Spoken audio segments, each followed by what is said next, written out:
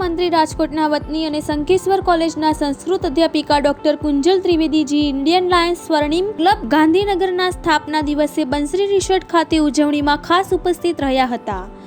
ગતરોજ ગાંધીનગર ખાતે રાષ્ટ્રવાદી આ સ્વદેશી સંસ્થા છેલ્લા ઘણા સમયથી ચાલે છે અને ખૂબ સરસ સામાજિક સેવાઓ આપી રહી છે। આ ક્લબનો ફાઉન્ડેશન ડે રાષ્ટ્રપિતા મહાત્મા ગાંધીજી અને પૂર્વ ખૂબ જ સાદગીથી પદ શોભાવી ગયેલ ભારતના પ્રધાનમંત્રી શ્રી લાલ બહાદુર શાસ્ત્રીજીના જન્મદિવસે ઇન્ડિયન લાયન્સ ગાંધીનગર સ્વર્ણિમ ક્લબ દ્વારા 14મો ફાઉન્ડેશન ડે બંસરી રિસોર્ટ ગ્રામ ભારતી ખાતે યોજાઈ ગયો। આ કાર્યક્રમમાં સૌપ્રથમ દીપ પ્રાગટ્ય કરવામાં આવ્યું। ત્યારબાદ તમામ પદાધિકારીઓ અને સદસ્યોએ સમૂહમાં વંદે માતરમ રાષ્ટ્રગાન અને ઇન્ડિયન લાયન્સનું એન્થમ ગીત ગાયું।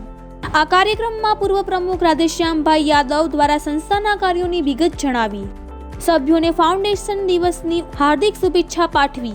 આ કાર્યક્રમમાં ડોક્ટર ગુલાબચંદ પટેલ ઉપાધ્યક્ષ ઇન્ડિયન લાયન્સ સ્વર્ણિમ ક્લબ દ્વારા સંસ્થા વિશે વાત કરી હતી અને હવે પછીના કાર્યક્રમ ઓછા ખર્ચે કરવાનું સૂચન કર્યું હતું।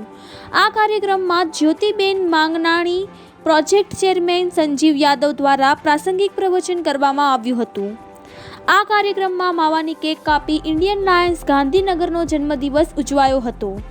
આ કાર્યક્રમમાં પ્રોફેસર ડોક્ટર કુંજલ ત્રિવેદીએ પોતાનું વક્તવ્ય રજૂ કર્યું હતું। આ કાર્યક્રમમાં પ્રમુખ વિમલાબેન યાદવ દ્વારા તમામ પદાધિકારીઓ અને સદસ્યોને ફાઉન્ડેશન જન્મદિવસ નિમિત્તે શુભેચ્છા પાઠવી હતી। સાથે સાથે આગામી કાર્યક્રમો અને પ્રોજેક્ટ અંગે વિશેષ ચર્ચા કરવામાં આવી હતી। આ કાર્યક્રમમાં અંકિત યાદવ, મહેન્દ્રભાઈ ચૌહાણ, રાજેશ ગુપ્તા, અરમાન યાદવ, પરથેશ યાદવ, શ્રીમતી પાર્વતીબેન પટેલ, મમતાબેન, અસ્મિતાબેન ચૌહાણ, ઉષાબેન ચૌહાણ, ગીતાંજલિ ગુપ્તા, મમતાબેન વગેરે મોટી સંખ્યામાં ઉપસ્થિત રહ્યા હતા અને કાર્યક્રમ ખૂબ શાનદાર રીતે ફાઉન્ડેશન ડે ઉજવાયો હતો। અંતમાં આભાર વિધિ મૌલિક આસોડિયા દ્વારા કરવામાં આવી હતી। રિપોર્ટર રાજ ગજ્જર।